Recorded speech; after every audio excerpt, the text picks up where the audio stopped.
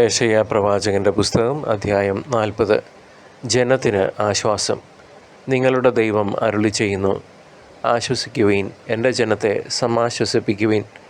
ജെറുസലേമിനോട് സൗമ്യമായി സംസാരിക്കുകയും അവളോട് പ്രഘോഷിക്കുകയും ചെയ്യുവിൻ. അവളുടെ അടിമത്തം അവസാനിച്ചു, തിന്മകൾ ക്ഷമിച്ചിരിക്കുന്നു. എല്ലാ പാപങ്ങൾക്കും കർത്താവിൽ നിന്ന് ഇരട്ടി ശിക്ഷയും ലഭിച്ചിരിക്കുന്നു. ഒരു സ്വരം ഉയർന്നു, മരുഭൂമിയിൽ കർത്താവിന് വഴിയൊരുക്കുവീൻ. വിജനപ്രദേശത്ത് നമ്മുടെ ദൈവത്തിന് വിശാല വീഥി ഒരുക്കുവീൻ. താഴ്വരകൾ നികത്തപ്പെടും, കുന്നുകളും താഴ്ത്തപ്പെടും. കുന്നും കുഴിയുമായ സ്ഥലങ്ങൾ നിരപ്പാകും, ദുർഘട പ്രദേശങ്ങൾ സമതലമാകും. കർത്താവിൻ്റെ മഹത്വം വെളിപ്പെടും. മർത്യരെല്ലാവരും ഒരുമിച്ച് അത് ദർശിക്കും. കർത്താവാണ് ഇത് അരുളി ചെയ്യുന്നത്. വീണ്ടും സ്വരമുയർന്നു ഉദ്ഘോഷിക്കുക. ഞാൻ ആരാഞ്ഞു, ഞാൻ എന്ത് ഉദ്ഘോഷിക്കണം? ജഡം തൃണം മാത്രം, അതിൻ്റെ സൗന്ദര്യം വയലിലെ പുഷ്പം പോലെ ക്ഷണികവും. കർത്താവിൻ്റെ ശ്വാസമേൽക്കുമ്പോൾ പുല്ല് കരിയുകയും പുഷ്പം വാടിപ്പോവുകയും ചെയ്യും. മനുഷ്യൻ പുല്ല് മാത്രം, പുല്ല് കരിയുന്നു, പുഷ്പം വാടുന്നു. നമ്മുടെ ദൈവത്തിൻ്റെ വചനമാകട്ടെ എന്നേക്കും നിലനിൽക്കും. സദ്വാർത്തയുമായി വരുന്ന സിയോനെ, ഉയർന്ന മലയിൽ കയറി ശക്തിയോടെ സ്വരമുയർത്തി പറയുക.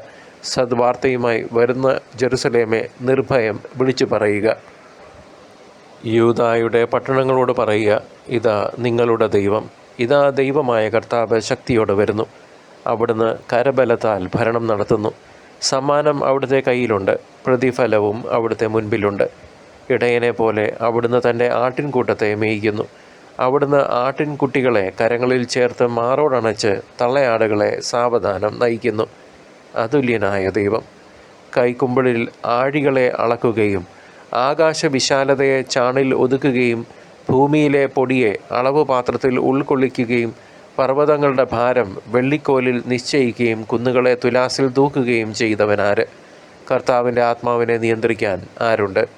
ഏത് ഉപദേശകൻ അവിടുത്തേക്ക് പ്രബോധനം നൽകി? ആരോട് അവിടുന്ന് ഉപദേശം തേടി? നീതിയുടെ പാത അവിടുത്തെ പഠിപ്പിക്കുകയും അവിടുത്തേക്ക് ജ്ഞാനം പകർന്നുകൊടുത്ത് അറിവിൻ്റെ മാർഗം നിർദ്ദേശിക്കുകയും ചെയ്തത് ആര്? ജനതകൾ അവിടുത്തേക്ക് തൊട്ടിയിൽ ഒരു തുള്ളി വെള്ളം പോലെയും വെള്ളിക്കോലിൽ പൊടി പോലെയുമാണ്. ദ്വീപുകളെ അവിടുന്ന് നേർത്ത പൊടി പോലെ കരുതുന്നു. ലെബനോൻ വിറകിന് തികയുകയില്ല, അവിടെയുള്ള മൃഗങ്ങൾ ഒരു ദഹനബലിക്ക് മതിയാവുകയുമില്ല. അവിടുത്തെ മുൻപിൽ ജനതകൾ ഒന്നുമല്ല. ഒന്നുമില്ലായ്മയ്ക്കും ശൂന്യതയ്ക്കും താഴെയേ അവിടുന്ന് അവയ്ക്ക് സ്ഥാനം നൽകിയിട്ടുള്ളൂ. ദൈവത്തെ ആരോട് നിങ്ങൾ തുലനം ചെയ്യും? അവിടുത്തോട് സാദൃശ്യമുള്ള രൂപമേത്? ശില്പി വാർത്തതും സ്വർണ്ണപ്പണിക്കാരൻ സ്വർണം പൂശി വെള്ളിച്ചങ്ങലകൾ അണിയിച്ചതുമായ വിഗ്രഹമോ? ആരാധനയ്ക്ക് ദരിദ്രൻ ദ്രവിച്ചു പോകാത്ത തടി കഷ്ണം തിരഞ്ഞെടുക്കുന്നു. ചലിക്കാത്ത പ്രതിമയുണ്ടാക്കാൻ അവൻ വിദഗ്ധനായ ശില്പിയെ അന്വേഷിക്കുന്നു. നിങ്ങൾക്കറിഞ്ഞുകൂടെ?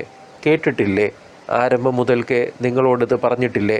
ഭൂമിയുടെ അടിസ്ഥാനങ്ങളിൽ നിന്ന് നിങ്ങൾ ഗ്രഹിച്ചിട്ടില്ലേ? ഭൂമിക്ക് മുകളിൽ ആകാശവിധാനത്തിനുപരി ഉപവിഷ്ടനായിരിക്കുന്നവനാണ് അവിടുന്ന്. ഭൂവാസികൾ വിട്ടിലുകൾക്ക് തുല്യരാണ്. അവിടുന്ന് ആകാശത്തെ തിരശീല പോലെ നിവർത്തുകയും കൂടാരം പോലെ വിരിക്കുകയും ചെയ്യുന്നു.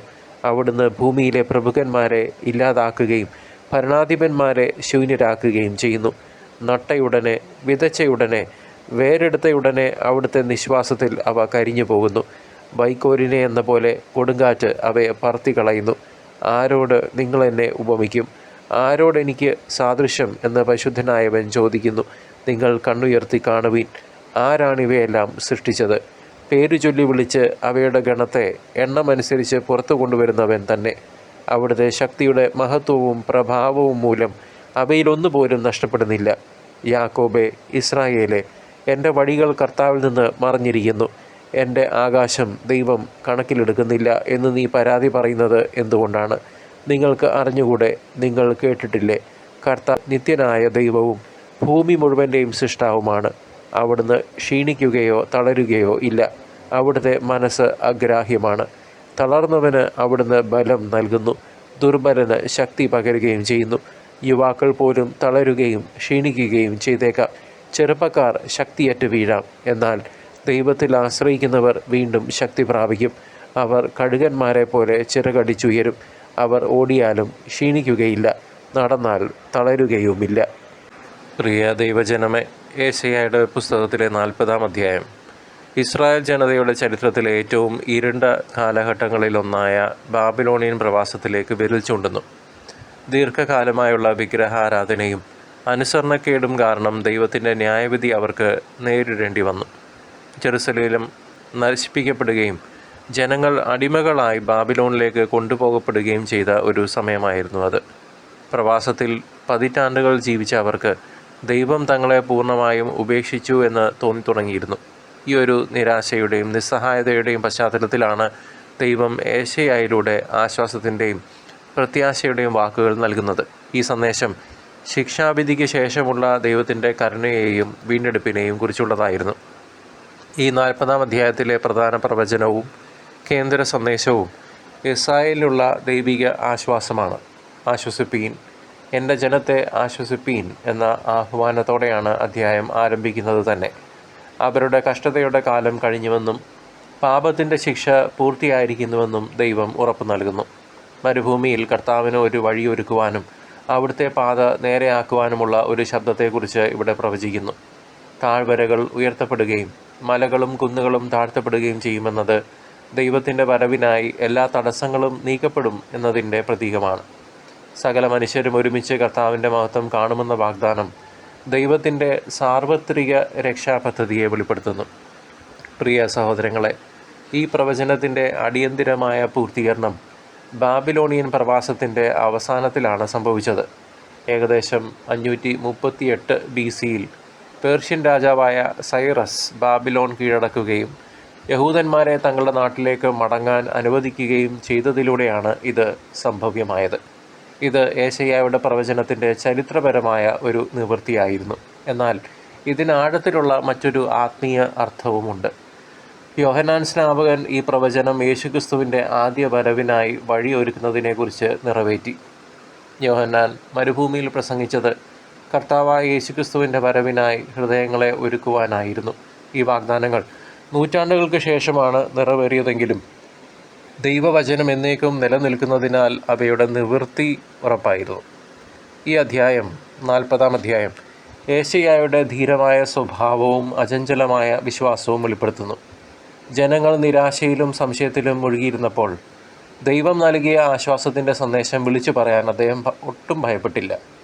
മനുഷ്യൻ പുല്ലുപോലെ ക്ഷണികനാണെന്നും എന്നാൽ ദൈവവചനം എന്നേക്കും നിലനിൽക്കുമെന്നും പ്രഖ്യാപിക്കാൻ അദ്ദേഹത്തിന് നല്ല ധൈര്യമുണ്ടായിരുന്നു. ദൈവത്തിൻ്റെ മഹത്വത്തെയും ശക്തിയെയും കുറിച്ച് ചോദ്യങ്ങൾ ചോദിച്ചുകൊണ്ട് വിഗ്രഹങ്ങളുടെ വ്യർത്ഥതയെ അദ്ദേഹം തുറന്നു കാട്ടി. ദൈവത്തിൻ്റെ അനന്തമായ ശക്തിയെയും അവിടുത്തെ ആട്ടിൻകൂട്ടത്തോടുള്ള ആർദ്രമായ സ്നേഹത്തെയും കുറിച്ച് അദ്ദേഹം ഉറച്ച ബോധ്യമുള്ളവനായിരുന്നു. ജനത്തിൻ്റെ പരാതികൾക്ക് മറുപടിയായി ക്ഷീണിച്ചു പോകാത്ത, തളർന്നു പോകാത്ത ഒരു ദൈവത്തെ ഏശയ്യാ പ്രവാചകൻ ചൂണ്ടിക്കാണിച്ചു. പ്രിയ സഹോദരങ്ങളെ, ഈ പുരാതന സന്ദേശം ആധുനിക കാലത്തെ വിശ്വാസികളായി നമുക്ക് അഗാധമായ പാഠങ്ങൾ നൽകുന്നുണ്ട്. നമ്മുടെ ജീവിതത്തിലെ പ്രശ്നങ്ങളും വെല്ലുവിളികളും വലുതായി തോന്നുമ്പോൾ സർവശക്തനായ ദൈവത്തേക്കാൾ വലുതായി ഒന്നുമില്ലെന്ന് ഈ 40-ാം അധ്യായം നമ്മെ ഓർമ്മിപ്പിക്കട്ടെ. നാം തളർന്നു പോകുമ്പോഴും കർത്താവിനായി കാത്തിരിക്കുന്നവർക്ക് പുതിയ ശക്തി ലഭിക്കും എന്ന വാഗ്ദാനം നമുക്ക് പ്രത്യാശ നൽകുന്നു. ഇത് വെറുതെ ഇരിക്കുന്ന ഒരു കാത്തിരിപ്പല്ല, മറിച്ച് ദൈവത്തിൻ്റെ ശക്തിയിൽ ആശ്രയിച്ചുകൊണ്ടുള്ള സജീവമായ പ്രതീക്ഷയാണ്. ദൈവം തൻ്റെ ജനത്തെ കഴുകന്മാരെ പോലെ ചിറകിലേറ്റി ഉയർത്തും എന്ന വാഗ്ദാനം നമ്മുടെ ബുദ്ധിമുട്ടുകൾക്ക് മീതെ പറക്കാൻ അവിടുന്ന് നമ്മെ സഹായിക്കും എന്നതിൻ്റെ പ്രതീകമാണ്. ഈ വാക്യങ്ങൾ നാം നമ്മുടെ സ്വന്തം ശക്തിയിൽ ആശ്രയിക്കാതെ ദൈവത്തിൻ്റെ അനന്തമായ കരുണയിൽ പൂർണ്ണമായും ശരണം പ്രാപിക്കാൻ നമ്മെ ഓരോരുത്തരെയും പ്രേരിപ്പിക്കട്ടെ. പ്രിയ സഹോദര സഹോദരി, ദൈവത്തിൻ്റെ ന്യായവിധിയെക്കുറിച്ചും ഈ 40-ാം അധ്യായം പരോക്ഷമായി സംസാരിക്കുന്നുണ്ട്. പാപത്തിനുള്ള ശിക്ഷയുടെ പൂർത്തീകരണത്തെ തുടർന്നാണ് ആശ്വാസം വരുന്നത്. എന്നിരുന്നാലും ഈ അധ്യായം കൂടുതലും ഊന്നൽ നൽകുന്നത് ദൈവത്തിൻ്റെ അളവറ്റ കരുണയിലും പ്രത്യാശയുടെ വാഗ്ദാനങ്ങളിലുമാണ്. അവിടുന്ന് തൻ്റെ ജനത്തിൻ്റെ പാപങ്ങൾ ക്ഷമിക്കുകയും അവരെ പൂർണ്ണമായും വീണ്ടെടുക്കുകയും ചെയ്യുന്നു. യേശുക്രിസ്തുവിലൂടെയുള്ള വീണ്ടെടുപ്പിൻ്റെ ഏറ്റവും വലിയ വാഗ്ദാനമാണിത്. ഈ വാഗ്ദാനങ്ങൾ യേശുവിൻ്റെ 2ാം വരവിനായുള്ള നമ്മുടെ ഒരുക്കത്തെയും ഉത്തേജിപ്പിക്കുന്നു. യോഹന്നാൻ സ്നാപകൻ്റെ ദൗത്യം പോലെ നാമും കർത്താവിൻ്റെ മഹത്വപൂർണ്ണമായ മടങ്ങിവരവിനായി നമ്മുടെ ഹൃദയങ്ങളെ വിശുദ്ധമായി ഒരുക്കണം. കർത്താവ് തൻ്റെ പ്രതിഫലവുമായി വരുന്നുണ്ടെന്നുള്ള ഓർമ്മപ്പെടുത്തൽ വെറും കഥയോ കവിതയോ ഫിലോസഫിയോ അല്ല, അത് നടക്കാനിരിക്കുന്ന സത്യമാണ്. വിശുദ്ധിയിൽ നമ്മോട് ജീവിക്കാനുള്ള ആഹ്വാനമാണ്. പ്രിയ സഹോദര സഹോദരി, യേശയ്യ 40-ാം അധ്യായം നമ്മെ ഓരോരുത്തരെയും ഇന്നേ ദിവസം ഈ നിമിഷം ക്ഷണിക്കുന്നത് ദൈവത്തിൻ്റെ മാറ്റമില്ലാത്ത വാഗ്ദാനങ്ങളിൽ ആശ്രയിക്കാനാണ്. ഈ ലോകത്തിലെ സകലതും ക്ഷണികമാണെങ്കിലും നമ്മുടെ ദൈവം എന്നേക്കും നിലനിൽക്കുന്നവനാണ്, ജീവിക്കുന്ന ഒരേ ഒരു ദൈവം. ആകാശവും ഭൂമിയും മാറിയാലും എൻ്റെ വചനം ഒരിക്കലും മാറില്ല എന്നരുളി ചെയ്ത കർത്താവ് നമ്മോട് പറയുന്നു, നീ എന്നിലേക്ക് മടങ്ങി വരിക, നിന്നെ ഞാൻ താങ്ങിക്കൊള്ളാം. അവിടുന്ന് നമ്മെ തൻ്റെ കരങ്ങളിൽ വഹിക്കുകയും കരുതലോടെ വഴി നടത്തുകയും ചെയ്യുന്ന നല്ല ഇടയനാണ്. അതിനാൽ നാം നിരാശപ്പെടാതെ പുതിയ ശക്തിക്കായി കർത്താവിൽ പ്രത്യാശ അർപ്പിക്കാം. ഇന്നേ ദിവസം അവിടുത്തെ ശക്തിയിൽ നമുക്ക് ഉയർന്നു പറക്കാനും തളരാതെ ഓടാനും നടക്കാനും സാധിക്കും. സർവശക്തനായ ദൈവം നിങ്ങളെയും നിങ്ങളുടെ കുടുംബാംഗങ്ങളെയും നിങ്ങളുടെ ജീവിത സാഹചര്യങ്ങളെയും തൻ്റെ പുത്രൻ്റെ തിരുരക്തത്താൽ കഴുകി വിശുദ്ധീകരിച്ച് പരിശുദ്ധാത്മാഭിഷേകത്താൽ നിറയ്ക്കട്ടെ, ഇപ്പോഴും എപ്പോഴും എന്നേക്കും. ആമേൻ.